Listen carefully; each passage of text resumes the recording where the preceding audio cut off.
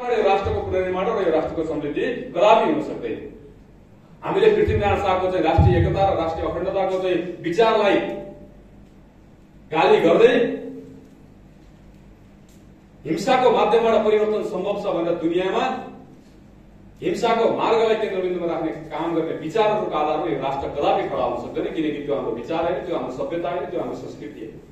त्यसैले यसमा यो देशको प्रत्येक नागरिक सचेत हुन आवश्यक छ, प्रत्येक नागरिक चिन्तित हुन आवश्यक छ। व्यक्ति केन्द्रित पुँजीवादी विचारको आधारमा जुन आज दुनियाँमा म शक्तिशाली बन्नुपर्छ, म मात्रै राम्रो बन्नुपर्छ, मैले दुनियाँलाई चाहिँ रुल गर्नुपर्छ, राज गर्नुपर्छ, त्यसकारणले दुनियाँको समग्र चाहिँ शक्ति ममा केन्द्रित हुनुपर्छ भनेर पुँजीवादी चिन्तनको आधारमा अगाडि बढिरहेका चाहिँ साम्राज्यवादी चाहिँ नीतिहरू लिएर अगाडि बढ्ने पुँजीवादी राज्यहरूको विचार र चिन्तनको आधारमा यो देशको कदापि चाहिँ पुनर्निर्माण सम्भव छैन, यो देशको समृद्धि कदापि सम्भव छैन।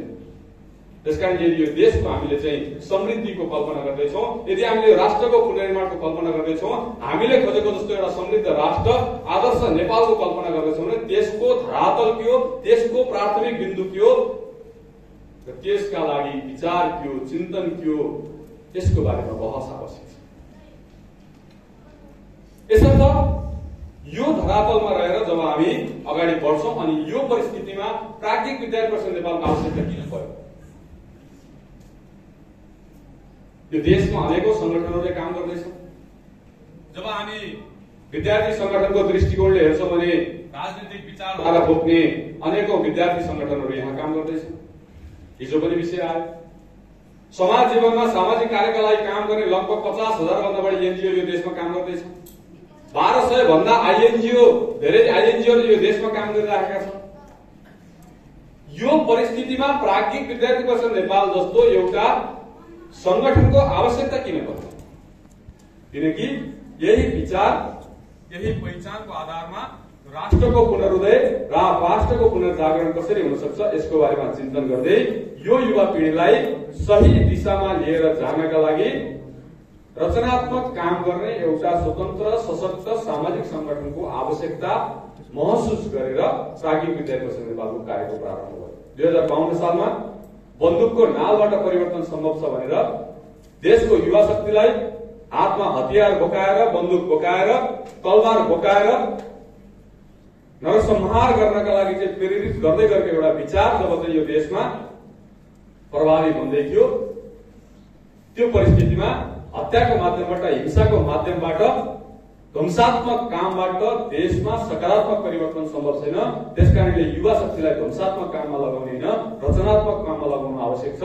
स्टुडेन्ट्स पावरलाई न्युसन्स बनाउने होइन, नेसन्स पावरमा परिवर्तन गर्नु आवश्यक छ। त्यसकारणले क्याम्पस विश्वविद्यालयको विद्यार्थी शक्तिमा त्यो रचनात्मकता, क्याम्पस विश्वविद्यालयको विद्यार्थीमा त्यो राष्ट्रप्रतिको सकारात्मक दृष्टिकोण र चिन्तनको विकास गर्नुपर्छ। यसकारणले प्राज्ञिक विद्यार्थी परिषद नेपाल जस्तो संगठनको आवश्यकता महसुस गर्छ।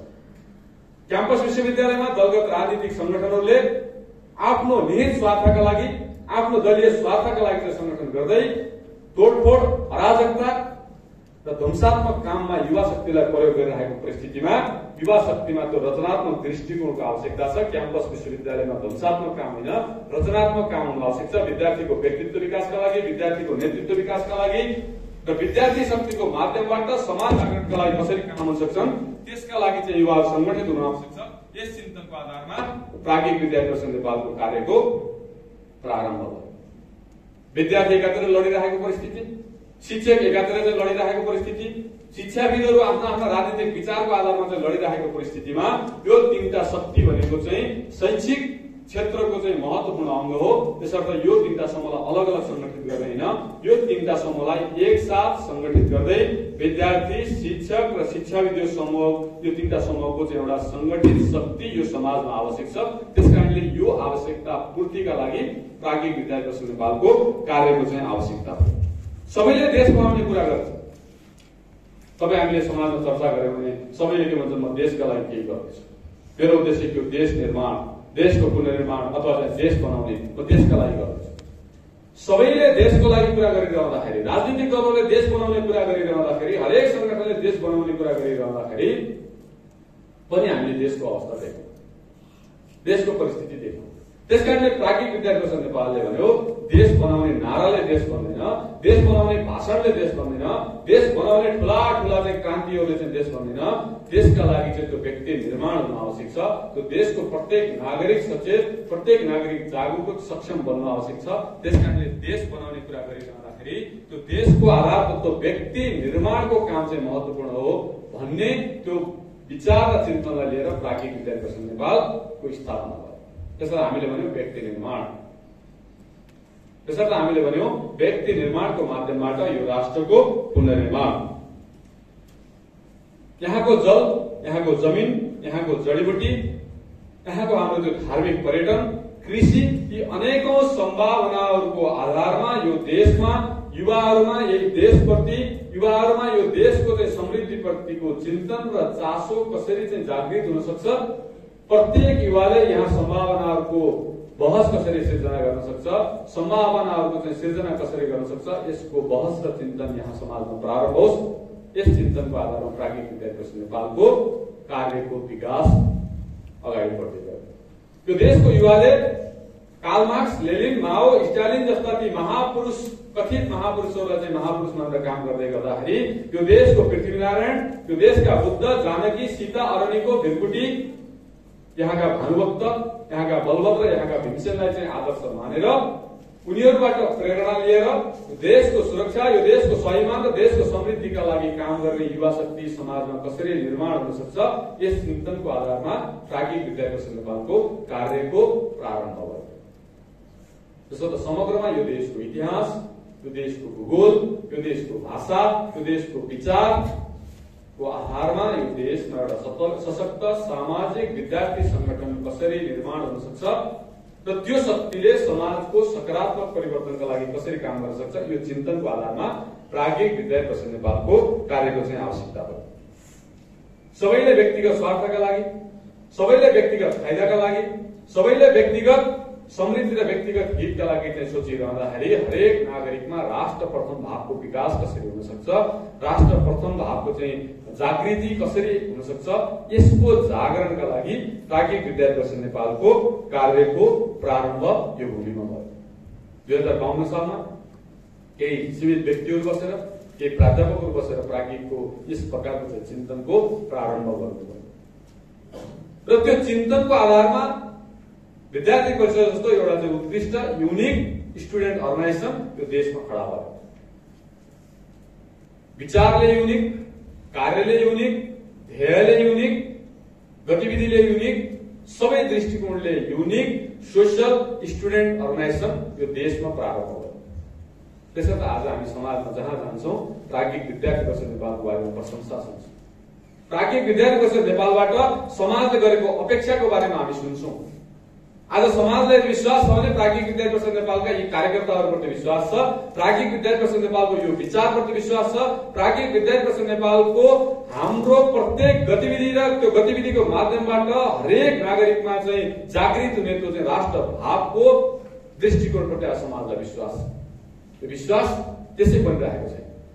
यो 28-29 वर्षको समाज जीवनको 28-29 वर्षको देशको शिक्षा क्षेत्रमा विद्यार्थी परिषदले चाहिँ गरेका गतिविधिहरू, अभियानहरू, रचनात्मक क्रियाकलापहरूले जुन समाजमा उदाहरण प्रस्तुत गरेको छ, जुन व्यक्ति निर्माणको कार्यलाई एक स्तरसम्म पुर्याउनका लागि जुन महत्वपूर्ण भूमिका विद्यार्थी परिषदले चाहिँ खडा गर्यो, त्यसको आधारमा समाजलाई विश्वास गरेको छ।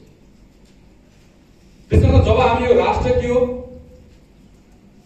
यो राष्ट्रभित्र प्राज्ञिकको आवश्यकता कुन कुन कुराहरूले चाहिँ यो प्राज्ञिकको चाहिँ आवश्यकता पर्यो जब हामी चर्चा गर्छौं, अनि त्यसपछि फेरि चाहिँ अब एक स्टेप बढेर हामी पुग्यो भने अब यहाँनिर प्रश्न आउँछ, म प्राज्ञिक विद्यार्थी परिषद नेपालको कार्यकर्ताको दृष्टिकोणले म को हुँ, मेरो दायित्व के हो? जब म यो राष्ट्रको एउटा गौरवमय इतिहास बोकेको यो राष्ट्रको चाहिँ नागरिक हो भने एउटा देशको सम्भावना, देशको आशा, देशको विश्वास र देशको भरोसाको साथमा अगाडि बढ्दै गरेको एउटा जिम्मेवार विद्यार्थी संगठनको कार्यकर्ता हो भने म को हुँ, मेरो दायित्व के हो, मेरो भूमिका के हो, यसको बारेमा चाहिँ हामी प्रश्न चाहिँ चिन्ह खडा गर्ने दिशामा अगाडि बढ्छौँ। जब हामी सबै आवश्यकताहरूको पूर्तिको बारेमा चर्चा गर्छौँ अनि प्रश्न आउँछ हामीले के गर्न सक्छौँ, मैले के गर्न सक्छु। अनि जब हामी म को हुँ त्यो पहिचान गर्ने प्रयास गर्छौं अनि फेरि हामी त्यहाँनिर जोड्छौं म यो देश, यो देवभूमि, यो शान्तिभूमि, यो ज्ञानभूमि र यो आध्यात्मिक भूमिको एउटा जिम्मेवार नागरिक हुँ। म सामान्य व्यक्ति होइन, म यो देशको अभिव्यक्ति हुँ। त्यसकारणले मेरो प्रत्येक कर्म, मेरो प्रत्येक सोच र मेरो प्रत्येक विचारको आधारमा यो राष्ट्र चाहिँ खडा हुनेवाला छ। म यो विश्वको प्राचीन सभ्यता, प्राचीन भाषा र प्राचीन संस्कृतिको संवाहको वाहक। म सामान्य नागरिक होइन। म स्वयंको परिवर्तनको माध्यमबाट यो राष्ट्रको पुनर्निर्माणको संकल्पका साथ अगाडि बढिरहेको एउटा जिम्मेवार कार्यकर्ता हो। त्यसकारणले मप्रति त्यो जिम्मेवारी छ। म प्राणीहरू मध्येको सर्वश्रेष्ठ प्राणी हो, किनकि मसँग चेतना छ, मसँग विवेक छ। म सही के हो गलत के हो छुट्याउन सक्ने त्यो शक्ति र सामर्थ्य मसँग छ। राम्रो के हो नराम्रो के हो त्यो सोच्न सक्ने त्यो विवेक मसँग छ। गर्न हुने के हो गर्न नहुने के हो त्यो छुट्याएर गर्न हुने कामप्रति निरन्तर सकारात्मक रहन सक्ने त्यो सामर्थ्य मसँग छ। त्यसकारणले म त्यो प्राणीहरू मध्येको चेतनशील प्राणी। त्यसर्थ मेरो जीवन सामान्य जीवन होइन, मेरो जीवनको एउटा निश्चित मूल्य छ, मेरो जीवनको एउटा निश्चित अस्तित्व छ। किनकि म मान्छे भएर जन्मेको छु। मान्छे भएर जन्मिनुको पछाडि एउटा लाइफको एउटा निश्चित पर्पोज छ। किन म अरू प्राणी होइन होला, म किन कुकुर भएर जन्मिनु होला, किन बिरालो भएर जन्मिनु होला, किन अरू चाहिँ प्राणी भएर जन्मिनु होला, किन म मान्छे भएर जन्मे? किनकि त्यसको पछाडि एउटा निश्चित उद्देश्य छ, जीवनको एउटा निश्चित ध्येय छ। त्यो ध्येय पूर्तिका लागि, त्यो निश्चित उद्देश्य पूर्तिका लागि चाहिँ म मानव भएर चाहिँ जन्मे। त्यसकारणले अब मेरो चाहिँ अस्तित्व के हो, अब मेरो जीवनको उद्देश्य के हो, आज मैले मेरो जीवनलाई कुन रूपमा चाहिँ अगाडि लिएर अग्रसर भइराखेको छु, यो समग्र विषयको बारेमा चाहिँ चिन्तन आवश्यक छ। तसर्थ म र मेरो जीवनको मूल्य, मेरो जीवनको अस्तित्वलाई सार्थक बनाउँदै यो समाजको जागरणमा, यो राष्ट्रको जागरणमा कसरी काम गर्न सक्छु, यस प्रकारको चाहिँ चिन्तन र यस प्रकारको पहिचानको साथमा अग्रसर हुने एउटा जिम्मेवार नागरिक। त्यसर्थ म प्राज्ञिक विद्यार्थी परिषद नेपाल जस्तो एउटा जिम्मेवार संगठनको कार्यकर्ता हो। म सामान्य व्यक्ति होइन। म प्राज्ञिक विद्यार्थी परिषद नेपालको माध्यमबाट यो राष्ट्रको पुनर्निर्माणका लागि चाहिँ संकल्पबद्ध भएर अगाडि बढिरहेको यो देशको सम्भावना, यो देशको भविष्य, यो देशको वर्तमान हो। त्यसकारणले मैले यो देशको वर्तमानलाई बदल्नु छ, मैले यो देशको दशा र दिशा दुवैलाई बदल्नु छ। त्यसकारणले यो देशको दशा र दिशा बदल्न सक्ने त्यो सामर्थ्यवान एउटा चाहिँ जिम्मेवार, एउटा सकारात्मकताले चाहिँ ओतप्रोत व्यक्ति हुँ। म एक्लो व्यक्ति होइन, म देशको अभिव्यक्ति हुँ। त्यसकारणले गर्दाखेरि म त्यो देशको अभिव्यक्ति कसरी बन्न सक्छु, मेरो हरेक कर्मले, मेरो हरेक संस्कारले, मेरो हरेक चिन्तनले र विचारले यो देशको प्रतिनिधित्व कसरी गर्न सक्छ, यो देशको हित, देशको समृद्धि कसरी हुन सक्छ, त्यसप्रति सकारात्मकताको साथमा अगाडि बढ्ने एउटा चाहिँ महत्त्वपूर्ण व्यक्ति हो। तसर्थ तपाईँ एक जिम्मेवार व्यक्ति, एक जिम्मेवार कार्यकर्ता र एक जिम्मेवार नागरिक हुनुहुन्छ। त्यसर्थ मैले मेरो जिम्मेवार व्यक्तिको दृष्टिकोणले मैले मेरो जीवनलाई कसरी सक्षम बनाउन सक्छु, मैले मेरो व्यक्तिगत जीवनलाई कसरी राम्रो बनाउन सक्छु, कसरी सफल बनाउन सक्छु। म विद्यार्थी जीवनमा छु भने मेरो पढाइ, मेरो अध्ययन, मेरो सिकाइ कसरी राम्रो हुन सक्छ, त्यो मेरो पहिलो प्राथमिकता हो। मैले मेरो जीवनलाई कसरी आदर्शमय बनाउन सक्छु, कसरी म सार्थक जीवन जिउन सक्छु, यसको बारेमा सोच्ने मेरो पहिलो प्राथमिकता हो। सँगसँगै म प्राज्ञिक विद्यार्थी परिषद नेपालको कार्यकर्ताको नाताले प्राज्ञिक विद्यार्थी परिषद नेपालको कार्य कसरी चाहिँ आदर्शमय बन्न सक्छ, प्राज्ञिक विद्यार्थी परिषद नेपालको कार्य कसरी प्रभावी हुन सक्छ, कसरी सशक्त हुन सक्छ, प्राज्ञिकले लिएको विचार, प्राज्ञिकले लिएको चिन्तन समाजमा कसरी स्थापित हुन सक्छ र यसको माध्यमबाट प्रत्येक नागरिक र प्रत्येक युवामा त्यो सकारात्मक भाव कसरी जागृत हुन सक्छ, त्यो जिम्मेवारी बोध गर्दै प्राज्ञिकको जिम्मेवार कार्यकर्ता बन्ने दिशामा अग्रसर म भन्नु छ, तपाईँ भन्नु छ। साथसाथमा हामी यो देशको जिम्मेवार नागरिक हौँ। यो देशको सुरक्षा, यो देशको स्वाभिमान र यो देशको समृद्धिको जिम्मेवारी हामीसँग छ। तसर्थ म यो देशको जिम्मेवार नागरिकको दृष्टिकोणले मेरो कर्तव्य के हो, मेरो भूमिका के हो, यो विषयप्रति म सदैव सचेत रहन्छु, सजग रहन्छु र म जिम्मेवार बन्छु, उत्तरदायी बन्छु। यस प्रकारको चिन्तनको साथमा हरेक कार्यकर्ता अगाडि बढ्नु आवश्यक छ। यो भाव, यो संकल्प शक्ति हरेक कार्यकर्तामा हुनु आवश्यक छ, जसका लागि जसका लागि तपाईको वर्तमानको प्राथमिकता के हो त्यसलाई तय गर्नुहोस्। जीवनको लक्ष्य के हो त्यसमा प्रतिबद्ध हुनुहोस् र जीवनको मूल्य के हो त्यो मूल्यलाई चिन्ने प्रयास गर्नुहोस् र आफ्नो जीवनको मूल्यलाई बढाउने प्रयास गर्नुहोस् र जीवनको सार्थकता केमा छ त्यो सार्थकता खोज्ने प्रयास गर्नुहोस् र तपाईं सदैव स्वयंप्रति, यो समाजप्रति र यो राष्ट्रप्रति सदैव सकारात्मक रहनुहोस्। सदैव सकारात्मक सोच्नुहोस् किनकि समाजमा नकारात्मक चर्चा अत्यधिक हुन्छ, हामीलाई थाहा छ। त्यसैले नकारात्मक चर्चाहरूलाई चिर्दै सदैव सकारात्मक कसरी हामी रहन सक्छौं यो विषयमा सदैव गम्भीर रहनुहोस्। स्वयंमा निराशा होइन, समाजप्रति निराशा होइन, राष्ट्रप्रति निराशा होइन, आशा जगाउनुहोस्, विश्वास जगाउनुहोस्, सम्भावनाहरूको चाहिँ बारेमा चाहिँ चर्चा गर्नुहोस्, त्यसको बारेमा चाहिँ जागृति ल्याउनुहोस्। स्वयंप्रति, समाजप्रति र राष्ट्रप्रति नकारात्मकता होइन, सकारात्मक दृष्टिकोणको विकास गर्नुहोस्। यहाँ के हुन्छ होइन, यहाँ के छ होइन, यहाँ सबै कुरा छ।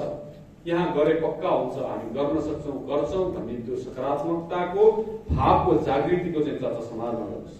समस्याको मात्र चर्चा होइन, समाधानका बाटाहरू के हुन सक्छन्, समस्याको समाधान कसरी हुन सक्छ त्यो समाधानको बारेमा चर्चा गर्नुहोस्।